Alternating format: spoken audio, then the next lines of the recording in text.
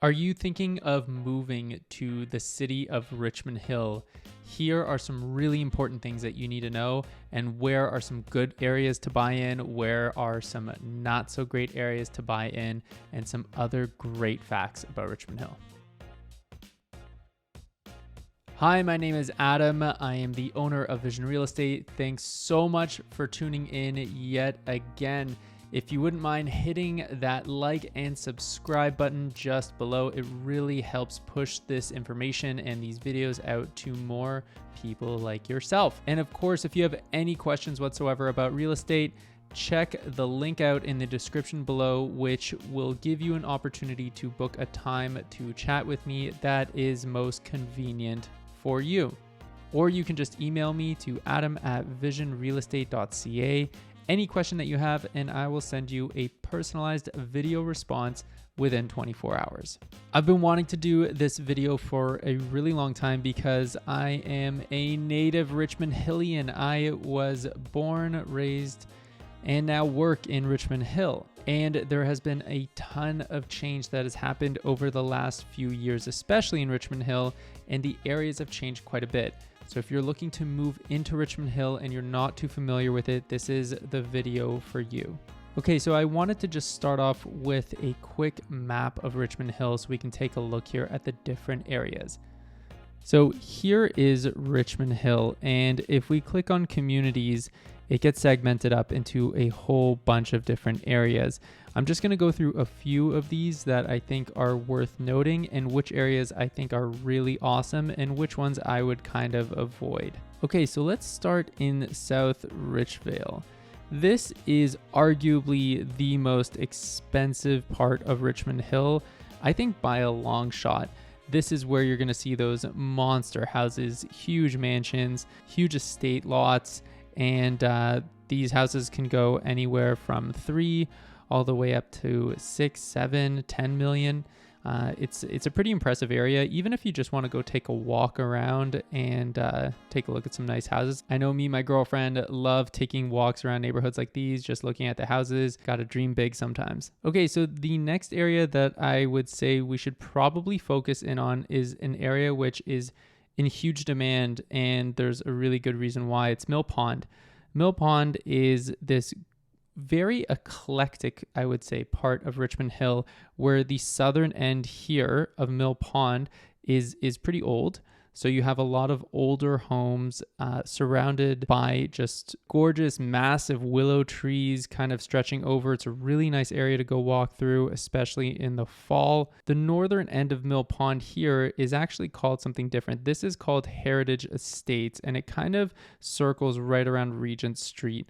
This is a really great area. These houses are not as old as the southern part of Mill Pond, but also a super eclectic area, really, really nice. This is probably my favorite neighborhood in Richmond Hill. The thing I love about Mill Pond and about South Richvale is they both are right in between Bathurst and Yonge. So you're right in that Bathurst and Yonge corridor, and you have tons of amenities all the way through Yonge Street and along Bathurst. One of note in particular that I would say if you live in Richmond Hill, you need to know is Abruzzo's Pizza, which is in South Richvale. It is right over here, somewhere in this area, right just south of Carville, and right on Yonge on the west side of Yonge. Now an area I think that if you are shopping and you're new to Richmond Hill, you're not sure about it, and you're not sure which areas to kind of stay away from, I'd say Crosby is that area where you just really want to make sure that you're being very selective about what you're going to see here.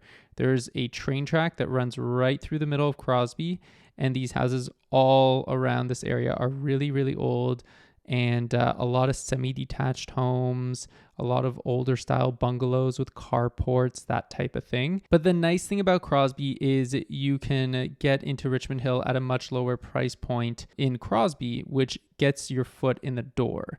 Just be careful about what you're going to see in this neighborhood, because these houses can come with a few tricks up their sleeve because of their age. So you could find some houses that have knob and tube wiring, aluminum wiring, things like that, asbestos. These were built in the 50s and the 60s. So you want to make sure to always get an inspection with these types of houses. I mean, frankly speaking, you should probably get an inspection with almost any type of house anyways, but this is one of those areas that you just want to be a little bit more careful in. And again, this is right beside Mill Pond. It's only separated by Yonge Street, but that 5 to 3 minute walk across that street yields a way different price point, and it can be a really nice way to get your foot in the door if you really want to live in Richmond Hill. Now on to the area that I grew up in, Westbrook.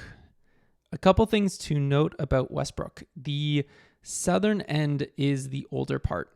So everything south of Canyon Hill, most of those houses were built in the late 80s, some of them in the early 90s, and then almost everything north of Canyon Hill was built after that, and anything that's straddling Shaftesbury along that curve was built right around the year 2000. So give or take 2, 3, 4 years on either side.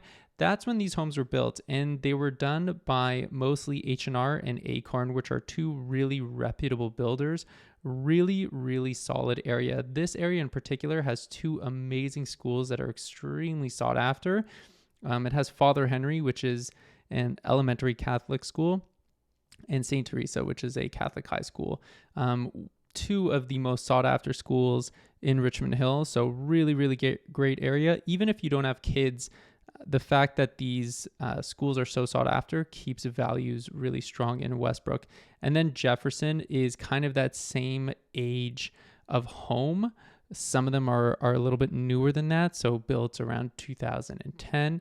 But overall, a really great neighborhood as well. Very similar feel to Westbrook. And the final thing that I think is important to mention is Oak Ridges. This is the northern part of Richmond Hill, and in particular, Lake Wilcox. Lake Wilcox is just beautiful. There's no other way to put it.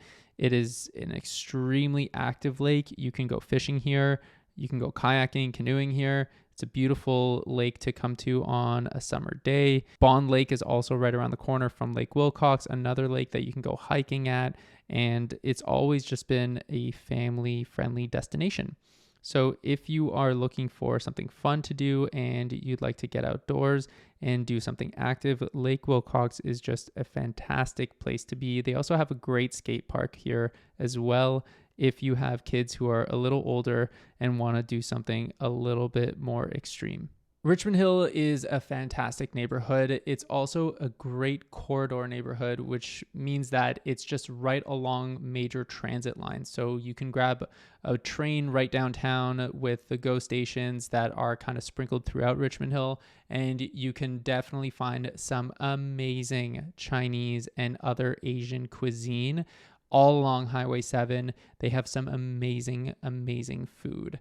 I hope you found this video very valuable and that it helped you in making your move to Richmond Hill. I tried to make this video short and sweet, but if there's anything that I missed that you felt was an important aspect of Richmond Hill, feel free to leave it in the comments below, and I will see you next time.